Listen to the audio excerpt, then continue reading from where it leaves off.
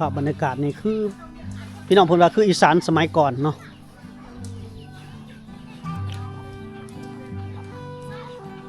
เป็นมุมแบบนี้คือบ้านสมัยแต่ก่อนบ่มีหัวเด้พี่น้องแบบว่าเฮ็ดหัวเฮ็ดยังขันเป็นของตัวเองยาก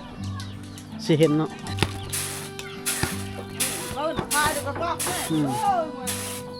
คุณเจ้าตำเข่าดุเนาะเข้ามาเห็นอะโอ้ทางนี้มันมาซักเครื่องอาบน้ำอยู่พี่เนาะใส่ดำหวยนะโอ้นี่เพิ่นมาตักน้ำพร้อมเลยพี่น้อย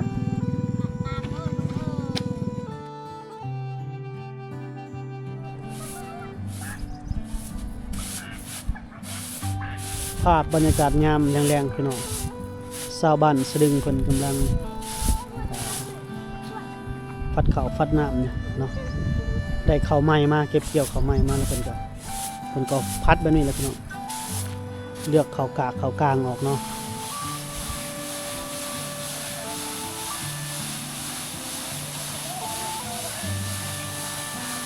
คัดเขาเนาะพี่น้องเนาะนี่คือภาพบรรยากาศงานแรงมื้อนี้บ่จอยพาพี่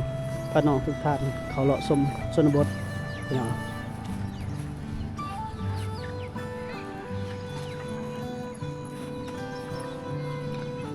หนาวเลยเนาะปะเฒ่าเพิ่นฟิงไฟแล้วภาพบรรยากาศปะเฒ่าเพิ่นรู้จักบ่จอยดีเด้อเนาะเพิ่นนี่เป็นคนสารจันดักปลาปีนี้บ่ได้เฮ็ดบ่ปีนี้ยังเนาะบ่ได้เฮ็ดยังบ่ทันเฮ็ดโอ้คนถามซื้อหลายแต่เมืองไทยพุ่นเขาถามนะเพิ่นอยากได้นะจันดักปลาก็เฮ็ดก็เฮ็ดปีนี้ยังบ่เฮ็ดเนาะพอเฒ่าเพิ่นเป็นคนสารจันดักปลาพี่น้อง FC ทางเมืองไทยถามซื้อหลายเฮาก็บ่ฮู้ทาง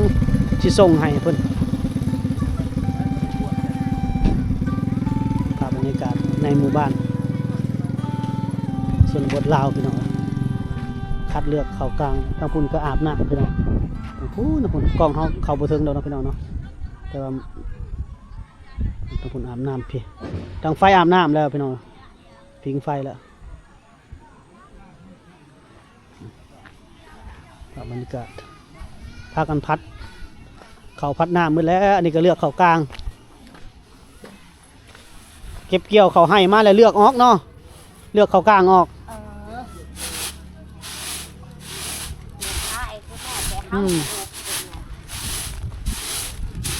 เลือกเขากลาง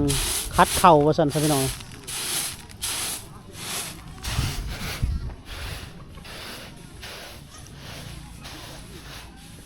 ก็ไปหมู่บ้านเพิ่นเนาะ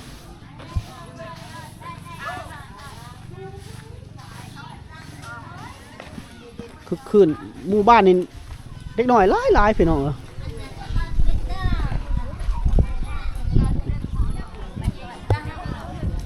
แม่เฒ่าก็ยังตำเข่าอยู่เนาะแม่เฒ่าเนาะบ่มีลูกบ่มีหลานบ่แม่เฒ่ามีลูกบ่มีเมียโอ้ได้ลูกชายเนาะยังบ่ได้เมียคันได้เมียแล้วได้กินแห้งแล้วพี่น้อง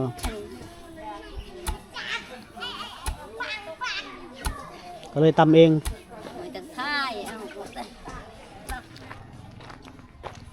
ภาพบรรยากาศในหมู่บ้านเขาเจ้าพี่น้อง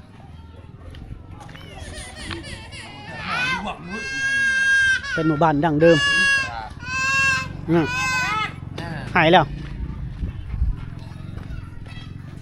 ไปเดี๋ยวตีนั่งนั่ง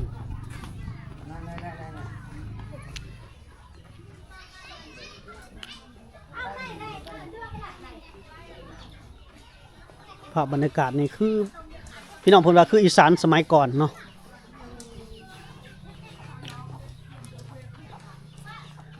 เป็นมุมแบบนี้คือบ้านสมัยแต่ก่อนบ่มีหัวเด้พี่น้องแบบว่าเฮ็ดหัวเฮ็ดยังขันเป็นของตัวเองยากสิเห็นเนาะ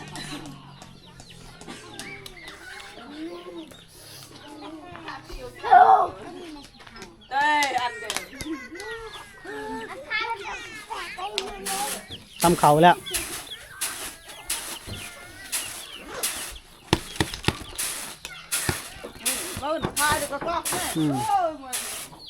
คุณเจ้าตำเข่าดุเนาะเข้ามาเห็นอ่ะ นั่นเป็นสมัครเหรอ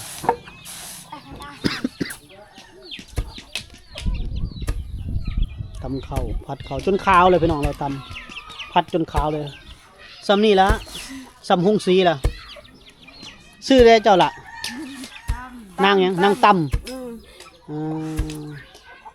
นางตำเนาะนางตำคือนางตำจริง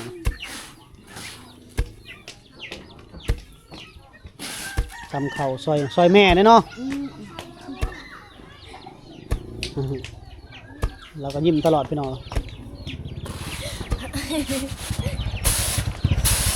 ตำเข่าแบบบ่ห่วงสวยห่วงยังไงเพิ่นน่ะดุขยัน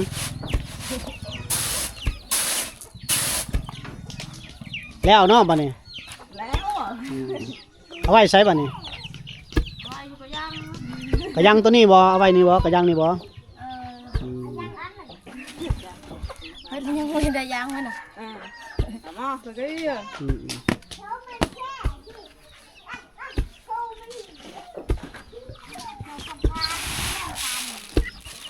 เจ้าเจ้าปลาอันอะไรนี่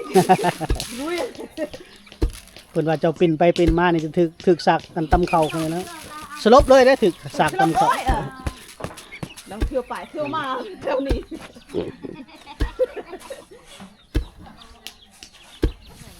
นี่ก็ทุบมะกระบกเนาะทุบมะกระบกโลเท่าไรอยู่พี่โล15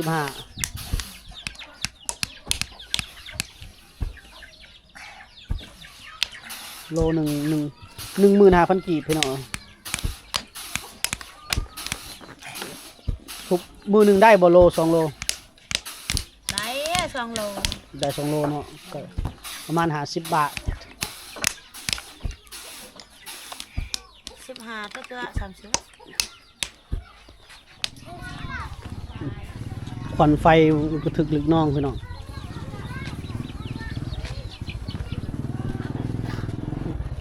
โอ้ฟันหลายเถอะ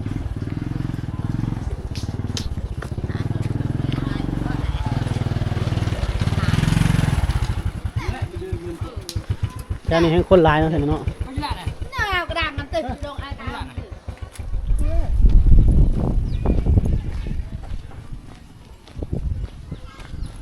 ภาพบรรยากาศอีกมุมหนึ่งของหมู่บ้านเขาเจ้า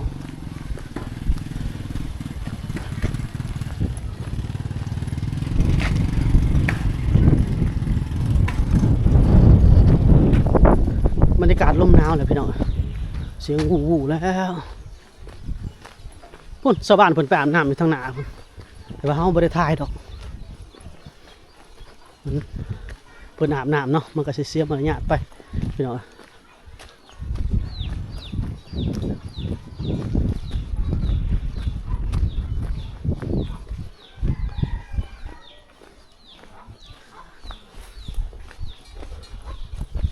เขาเจ้าผูกงัวแล้ว4 โมงนะผูกแล้ว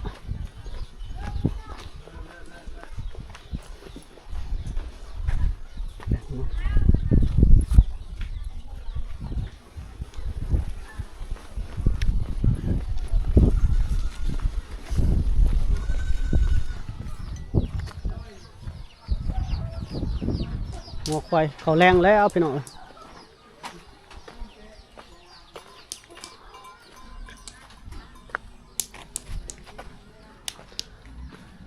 เพื่อนนี่เห็ดยังเนาะทุบบกบ่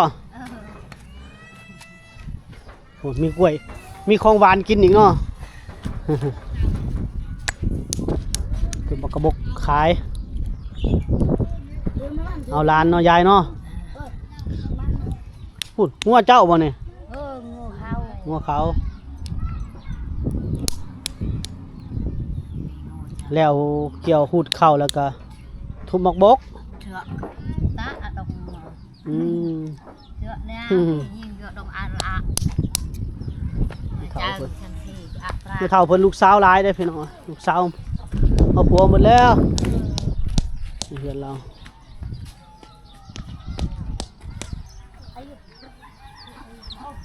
นี่ก็น่าจะเป็นเฮือนลูกไผ่แล้วเนาะสารลูกไผ่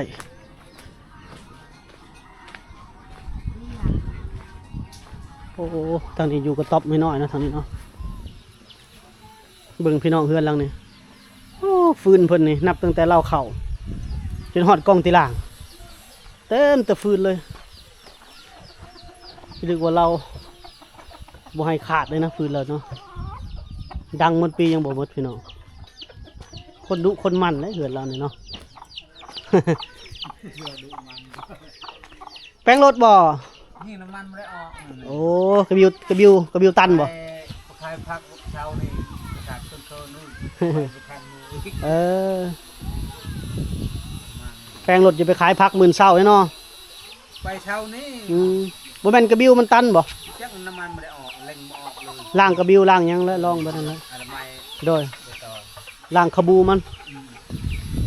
มันเฮาบ้านเฮามันขี้ฝุ่นเฮาลงน้ำหลายเพราะว่าเส้นทางเข้ามาฮอดบ้านนี่ลงน้ำห้วยเป็นเท่านั้นน้ำห้วยพุ่นพี่น้อง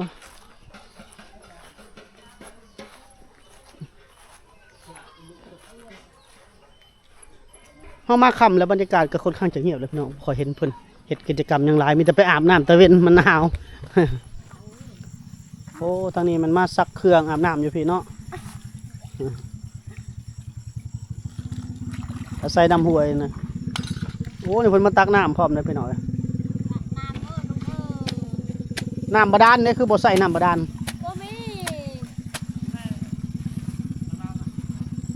อยู่กินนัดจะเฮาตารางคุณเฮาคุณเฮาไปตารางตะรัวคุณเฮา เอากันน้ำในซักเครื่องอยู่นี้น้ำใส่ก็อยู่หันอันนั้นเอาเมื่อใส่บ่หรือเอาเมื่อกินน้ำในคูนะน้ำในคูเนี่ยเมื่อใส่บ่หรือเมื่อกิน โอ้โหคมเจ้าลูกเอ้ย บ่ฮู้ความพอ เห็นหูแล้วก็ตบเอ้ย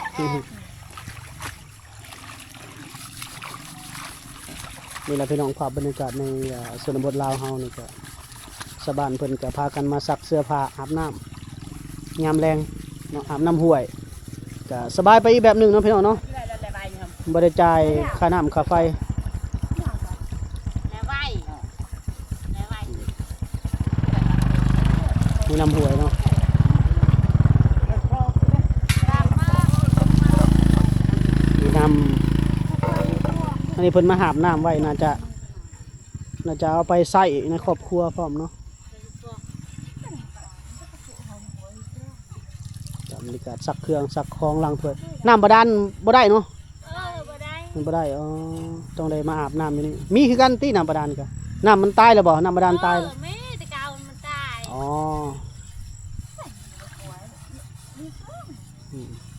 เพิ่นก็เลยใส่น้ำห้วยอาบน้ำห้วยกินน้ำห้วยเนาะพี่น้อง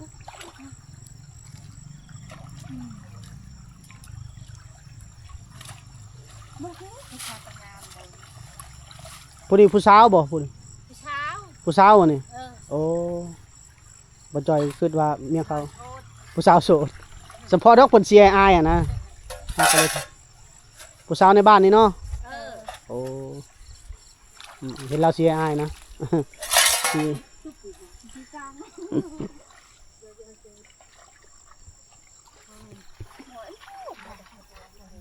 เป็นหาบน้ำเมื่อแล้วพี่น้องซักเสื้อผ้าอาบน้ำแล้วเมื่อได้ปะนี่เนาะจูเด้อจูดงเด้อตาย ขอกับเมื่อน้ำเจ้านี่ละ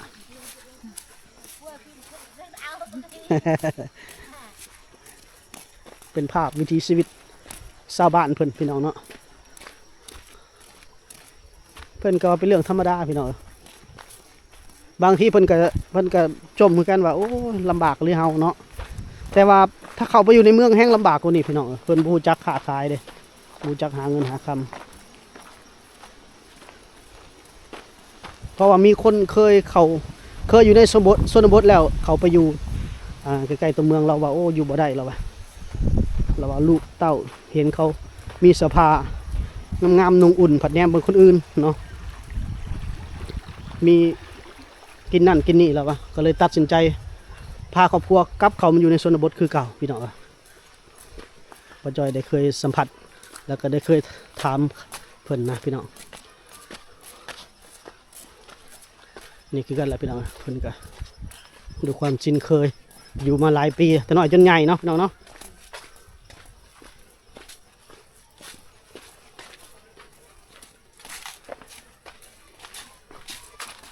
หูดข้าวหูดนั่นแล้วหมดแล้วเนาะ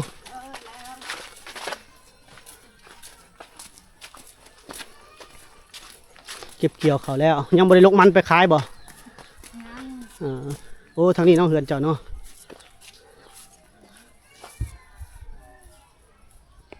มาเฮือนเพิ่นแล้วพี่น้อง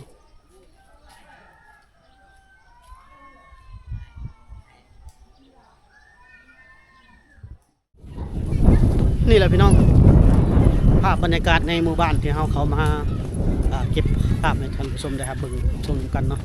เป็นเรื่องราวของชาวบ้านเพิ่นหมู่บ้านที่ยังมีความเป็นชนบทอยู่คือเก่าเนาะยังมีความเป็นดังเดิมอยู่พี่น้องเขาก็เดี๋ยวถ่ายทำให้พี่น้องได้เบิ่งเนาะก็คือเขายังอยากไปหมู่บ้านที่ลึกลับหรือหมู่บ้านโบราณหลายอยู่เนาะเดี๋ยวเขามาครบทีมงานเราจะไปถ่ายทำให้เพื่อนผู้ชมนะครับเบิ่งรับชมกันฝากกดติดตามและกดไลค์กดแชร์เข้ามาคอมเมนต์ให้กำลังใจบ่าวจอยพาเที่ยวอยู่เด้อพี่น้องเด้อเนาะพบกันใหม่ใน EP หน้าเด้อพี่น้องเด้อ EP นี้เขาก็กล่าวคำว่าสบายดี